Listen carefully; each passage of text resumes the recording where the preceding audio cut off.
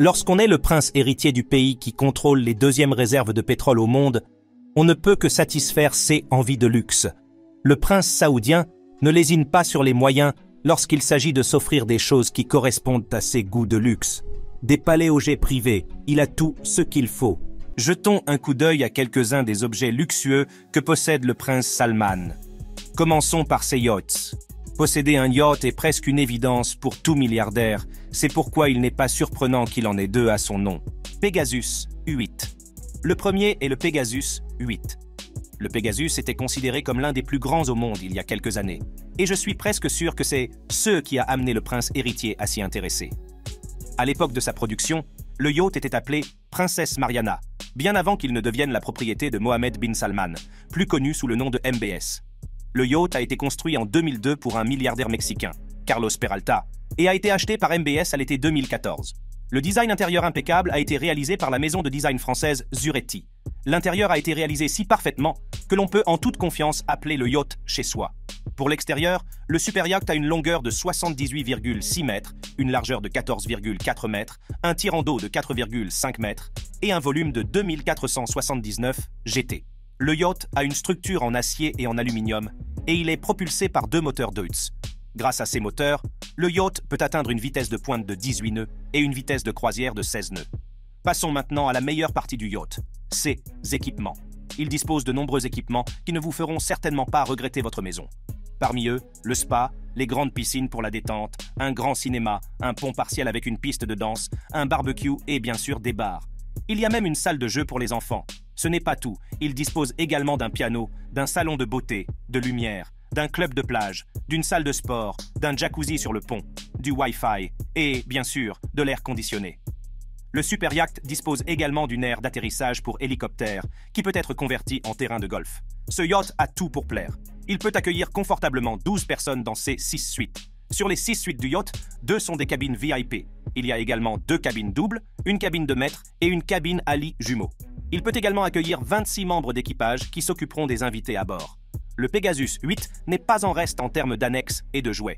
En tant qu'invité, vous pouvez profiter d'une annexe personnalisée de 35 pieds Ueno à 12 places, d'un ski nautique, de wave runner, de jet ski, d'un assortiment de structures gonflables et de remorquables. Avec tous ces équipements, il n'est pas surprenant que le Pegasus ait un prix de 120 millions de dollars et bien sûr, un coût d'exploitation annuel qui peut atteindre 12 millions de dollars. Pour louer ce yacht pendant une semaine, il vous faudra débourser 650 000 €. Si vous trouvez que c'est cher, vous devriez voir ce que coûte son autre yacht. Le Sérène. D'une longueur presque 2 fois supérieure à celle du Pegasus 8, le Sérène coûterait la coquette somme de 500 millions d'euros. Le Sérène a été initialement construit pour le magnat russe de la vodka, Yuri Shefler, pour 330 millions de dollars par le chantier naval italien Fincantieri, et son intérieur a été conçu par la maison de design britannique Raymond Langton Design. Avec une longueur de 133,9 mètres et une largeur de 18,5 mètres, il était l'un des 10 plus grands yachts au monde au moment de sa livraison au propriétaire. Pour louer ce yacht pendant une semaine, il vous faudra débourser 5 millions de dollars. C'est ce qu'il en a coûté au milliardaire américain Bill Gates pour en disposer pendant une semaine avec sa famille en vacances en 2014. Le Sérène peut accueillir 24 personnes dans ses 12 suites, dont une VIP. Les autres options d'hébergement disponibles sont une chambre principale, 7 chambres doubles et 3 chambres à 2 lits. Avec autant d'invités, il est normal que le yacht puisse accueillir 62 membres d'équipage pour répondre aux besoins de ses invités. Les équipements de ce bateau sont suffisants pour que chacun se sente comme chez lui. Il dispose d'un pont ensoleillé équipé d'un bar, d'un four à pizza et d'un grill teppanyaki. Il dispose également d'un mur d'escalade intérieur, d'une salle de jeu réservée aux enfants, de 2 aires d'atterrissage pour hélicoptères, d'un centre de remise en forme entièrement équipé et d'un club de plage. Le yacht ne serait pas complet sans plusieurs piscines, une salle d'observation sous-marine et bien sûr, une salle de conférence complète. Mais ce n'est pas tout. Le yacht possède d'autres caractéristiques, notamment une piste de danse, l'accès au fauteuil roulant, un sauna, un salon de beauté, un ascenseur, des communications par satellite, une salle de sport, un jacuzzi sur le pont, le Wi-Fi et l'air conditionné. Le yacht Sérène peut être vu transportant un sous-marin et une annexe d'hélicoptère. Le sous-marin transporté par le yacht est un sous-marin GSE Trieste VAS 525-60. Il s'agit d'un sous-marin entièrement électrique qui peut transporter jusqu'à 5 personnes à une profondeur maximale de 160 mètres pendant 8 heures. Le prix du sous-marin est de 2,5 millions de dollars, tandis que celui de l'Eurocopter EC-545 est de 5,5 millions de dollars ou plus. Passons maintenant à l'extérieur. L'extérieur est tout aussi beau que l'intérieur, puisqu'il a été construit avec une coque en acier et une superstructure en aluminium. Seren est propulsé par 8 moteurs marins diesel MTU, ce qui lui permet de naviguer confortablement à 14 nœuds et d'atteindre une vitesse maximale de 18 nœuds. Ce yacht n'est pas un yacht ordinaire, c'est un yacht primé. Il a remporté le World Super Yacht Award en 2012. Le yacht abriterait également un autre des achats extravagants du prince héritier, le Salvator Mundi. Le Salvator Mundi. Cela nous amène à l'objet le plus cher que possède le prince, ce tableau appelé le Salvator Mundi. Ce tableau aurait coûté presque le même montant que le yacht Seren. Ce tableau aurait coûté la somme astronomique de 450,3 millions de dollars. Je suis sûr que certains d'entre vous se demandent pourquoi il a dépensé une telle somme pour un tableau. Eh bien, il s'agit de l'œuvre du légendaire Léonard de Vinci, et les peintures de ce calibre ne sont pas bon marché et sont rares. Bien que certains historiens de l'art aient affirmé qu'il n'avait fait que contribuer à la peinture et que l'œuvre n'était pas entièrement de lui, il reste l'artiste reconnu du Salvator Mundi. Cette œuvre d'art étonnante a été achetée lors d'une vente aux enchères organisée dans la salle de vente new-yorkaise de Christie's le 15 novembre 2017. L'œuvre d'art avait initialement coûté 83 millions de dollars à son ancien propriétaire, le milliardaire russe Dmitri Ribolovlev. Mais elle a été vendue pour 5 fois ce prix. Il s'agit là d'un super profit. Le prince héritier n'était pas le seul à avoir les yeux rivés sur le tableau. Les membres de la famille royale du Qatar s'y intéressaient également. Le Salvator Mundi leur a été proposé pour 80 millions de dollars, mais Mohammed bin Salman s'est assuré que personne d'autre que lui n'en serait le propriétaire. Le tableau est considéré comme l'œuvre d'art la plus chère jamais achetée, remplaçant l'échangeur vendu pour 300 millions de dollars en 2015. Il s'agit d'une peinture à l'huile sur panneau de noyer, dont les dimensions sont de 45,4 cm sur 65,6 cm. Dans le tableau, Jésus-Christ est représenté vêtu d'une robe Renaissance bleu vieilli et tient un orbe de cristal transparent et non réfringent qui symbolise la sphère céleste des cieux et indique son rôle de Salvator Mundi. Il fait également le signe de croix de la main droite. Malgré cette représentation, cette peinture a également été surnommée la Mona Lisa masculine par certains historiens de l'art. Depuis l'achat du tableau, celui-ci n'a pas été exposé en public, mais des sources ont révélé qu'il avait été aperçu sur le yacht de MBS, le Seren. D'autres sources affirment qu'il est entreposé en Arabie Saoudite depuis 2020 et qu'il sera exposé dans le musée et centre culturel qui sera bientôt construit à Al-Ula. Le célèbre historien de l'art Martin Kemp a également révélé que la galerie d'art serait probablement achevée en 2024, car des démarches ont été entreprises pour qu'il y jette un coup d'œil. Château Louis XIV. Si la galerie d'art prend trop de temps pour être achevée, il pourra la faire déplacer dans sa maison française, le château Louis XIV. Le château français est un autre objet coûteux pour lequel le prince héritier a fait des folies.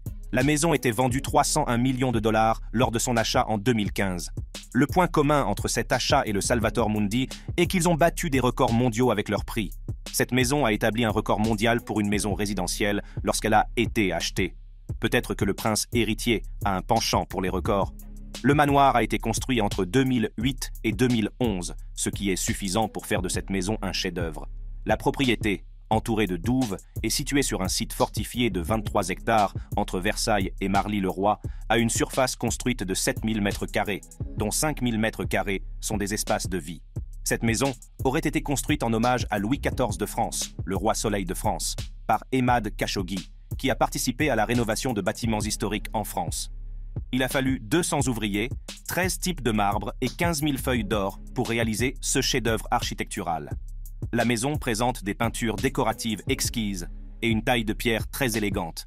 Privilégiant la nature, elle comporte un labyrinthe bordé d'arbres, une petite ferme avec des chèvres, des écuries, des parterres de fleurs et des haies de buis brodés, ainsi que des tours de perspective et des ifs taupières taillés en minuscules pyramides. Les jardins sont l'un des éléments les plus attrayants de la maison. Ils ont été embellis par des fontaines élaborées, des statues et des pelouses bien entretenues. À l'intérieur, il y a une piscine extérieure et une piscine intérieure avec un jet de pluie tombant du plafond. Impressionnant, non? Attendez de voir la prochaine caractéristique. L'une des caractéristiques remarquables de cette maison est sa chambre souterraine, qui donne l'impression d'être entourée d'un grand aquarium.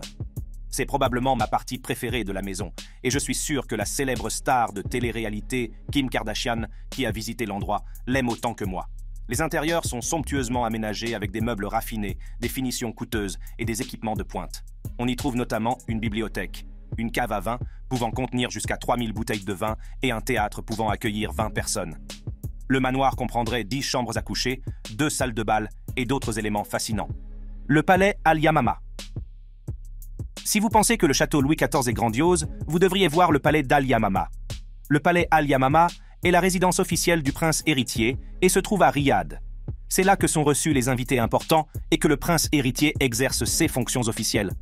Le prince héritier reçoit souvent des invités importants dans cette résidence et leur offre des services luxueux lors de leur visite. Le palais s'étend sur 11 500 mètres carrés et était la plus grande structure de Riyad à l'époque de sa construction. Le palais est si grandiose qu'il fait paraître les autres palais modestes, ce qui est attendu d'un pays qui possède l'une des plus grandes réserves de pétrole accessibles au monde. Le palais est un chef-d'œuvre architectural qui fusionne les styles architecturaux traditionnels et modernes. L'intérieur du palais témoigne du riche patrimoine de l'Arabie saoudite. Les pièces contiennent également des photos historiques de la nation. Des motifs sur les murs aux lanternes esthétiques dans les pièces. Le palais respire l'élégance. Le palais témoigne d'un savoir-faire unique, puisqu'il est constitué de sols en marbre italien et de panneaux muraux et de plafonds sculptés de manière complexe. Les lustres que l'on peut voir dans le palais sont également exquis et donnent au palais une allure gracieuse. Parmi les autres caractéristiques du palais, citons la grande salle, qui accueille les grands rassemblements et les événements officiels. On dit que le hall est aussi grand que 3 terrains de football et qu'il couvre 1200 mètres carrés. Une chose dont nous savons que le palais ne manque pas, ce sont ses salles de réunion et ses halls. Pour un palais royal qui accueille une série de fonctionnaires, les salles de réunion sont suffisantes pour répondre aux exigences des différents rassemblements qui ont lieu dans le palais. Ces salles sont souvent dotées d'un mobilier opulent, de lustres élaborés et d'œuvres d'art exquises. Selon certaines sources, le palais comprend une salle de couronnement, plus de 1000 chambres, un bowling, un cinéma, plusieurs piscines et une mosquée. L'extérieur du palais est également très impressionnant. Il comporte de magnifiques jardins, des pelouses bien taillées et des jeux d'eau. Les alentours du palais conservent une atmosphère élégante et sereine. Ce palais est l'une des nombreuses résidences que la famille saoudienne possède en son nom. Le palais de l'Erga. Le palais Erga est un autre palais appartenant à la famille royale saoudienne. Il est également situé dans la capitale de l'Arabie saoudite, Riyad. Le palais Erga est également un lieu où la famille royale tient des réunions et des rencontres officielles. Le palais Erga a accueilli des invités d'honneur comme l'ancien président américain, Barack Obama, qui a visité le palais en 2015. Il s'agissait d'une visite de condoléances après le décès du roi de l'époque, Abdullah bin Abdulaziz Al Saoud.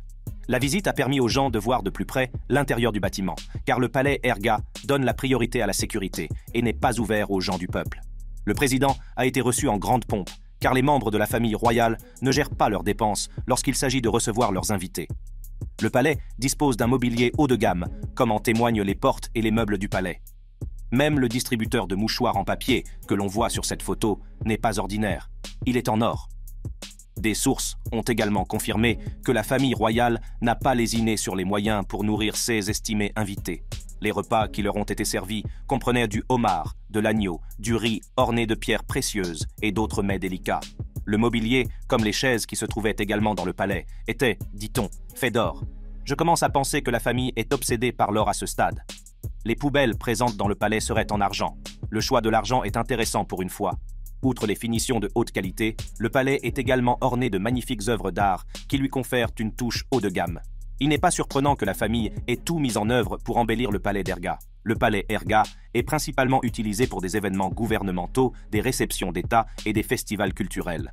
Ces événements sont une vitrine des arts et coutumes saoudiens pour le monde extérieur, qui aurait tort de ne pas avoir une idée de l'argent du pétrole lors de sa première visite au palais du pays. Le palais est également utilisé pour organiser des réunions avec les courtisans et recevoir les personnalités saoudiennes, et il présente des caractéristiques de premier ordre, comme de prestigieux marbres italiens, à l'instar du palais Al-Yamama.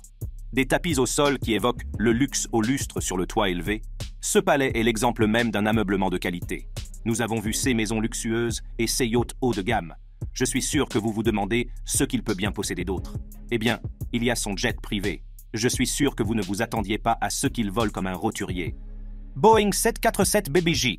On dit que le prince voyage à bord du Boeing 747 BBJ pour ses déplacements aériens. Il en aurait 2 à sa disposition, mais on l'a déjà vu à bord du HM-1, un jet d'affaires Boeing construit en 2021. Le Boeing 747 BBJ est un avion privé opulent qui s'inspire largement de l'avion de ligne Boeing 747. Le jet ne manque pas d'équipements haut de gamme et d'intérieur conçus sur mesure, l'objectif principal étant d'offrir à ses utilisateurs confort et commodité. Il n'est pas surprenant que le prince héritier s'intéresse à la série des Boeing 747. Après tout, on dit que de nombreuses personnes riches et célèbres possèdent l'un de ces avions. Je pense à son oncle, le prince Al-Walid bin Talal, au sultan Hassan al-Bolkiah de Brunei, mais aussi au président Donald Trump. Le coût de ce jet privé peut atteindre 300 millions de dollars. En examinant ces équipements, on peut décider si le jeu en vaut la chandelle ou non. Le Boeing 747 dispose d'un intérieur spacieux qui permet aux passagers qui aiment les grands espaces de profiter de leur séjour dans les airs. Le jet de son oncle peut accueillir 400 passagers, dispose d'une table à manger pour 14 personnes, de plusieurs salons et d'une zone de siège séparée pour 50 associés. Alors le sien ne devrait pas être différent. L'intérieur de la série Boeing 747 BBJ a été conçu avec des matériaux haut de gamme, un mobilier luxueux et des éléments de design uniques. L'avion serait doté de suites king size, de sièges accueillants, de salles à manger, de salles de conférence et de systèmes de divertissement dans la cabine. Le Boeing 747 BBJ dispose également de vastes salons destinés à la détente et à la convivialité. Pour rendre le volume confortable et agréable, ces espaces peuvent être équipés de canapés, de fauteuils et de systèmes de divertissement. Les services de restauration sont également de premier ordre, puisqu'ils sont équipés de salles à manger dédiées, capables d'accueillir plusieurs invités. Caesar Spaces sont dotés de tables et de sièges élégants, permettant aux passagers de profiter d'une cuisine raffinée pendant qu'ils sont dans les airs. Le jet de son oncle et celui du sultan de Brunei seraient équipés d'une vaisselle comprenant des verres à cocktail en cristal de baccarat sur mesure, avec des bases en argent sterling qui se détachent pour être polies lorsque le cristal est lavé. On peut également s'attendre à tout cela dans le jet du prince héritier. L'avion est également équipé de systèmes de divertissement avancés, notamment de grands écrans haute définition et de systèmes de sonorisation surround. Les salles de bain ne manquent pas non plus de luxe, avec des équipements tels qu'une douche dans la salle de bain principale et des lavabos en or. Les équipements ne sont pas les seuls à séduire. Le jet du prince serait également doté d'un certain nombre de dispositifs de sécurité de pointe, ce qui en fait l'un des avions privés les plus sûrs et les plus sécurisés qui soient. Quant à ses performances, le Boeing 747 BBJ peut effectuer des vols long courriers sans escale avec un rayon d'action allant jusqu'à 8000 milles nautiques. Le prince héritier a également offert un jour son jet privé à Imran Khan, le premier ministre pakistanais. MBS pensait qu'il n'était pas confortable pour lui de prendre un volume commercial, alors il lui a offert son jet privé. Quel homme! À voir tous ces acas, on pourrait croire qu'il a tout ce qu'un milliardaire peut désirer. C'est le cas. Qu'est-ce que les milliardaires ajoutent de plus en plus à leur portefeuille aujourd'hui?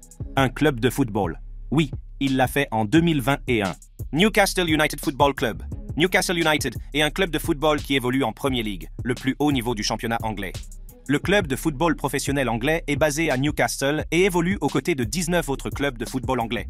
Le club a vu jouer des joueurs comme Alan Shearer et Andy Cole, et l'actuel vice-capitaine du club est l'anglais Kieran Trippier. Le fonds d'investissement public d'Arabie Saoudite, dont la richesse est contrôlée par le prince héritier, détiendrait 80% du club.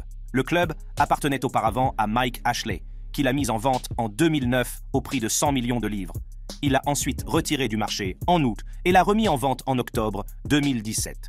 Bien que je n'arrive pas à comprendre pourquoi il a agi de la sorte, il est possible qu'il y ait eu des offres continues de la part de différentes personnes et qu'il ait essayé d'obtenir le prix le plus élevé, comme tout le monde le ferait.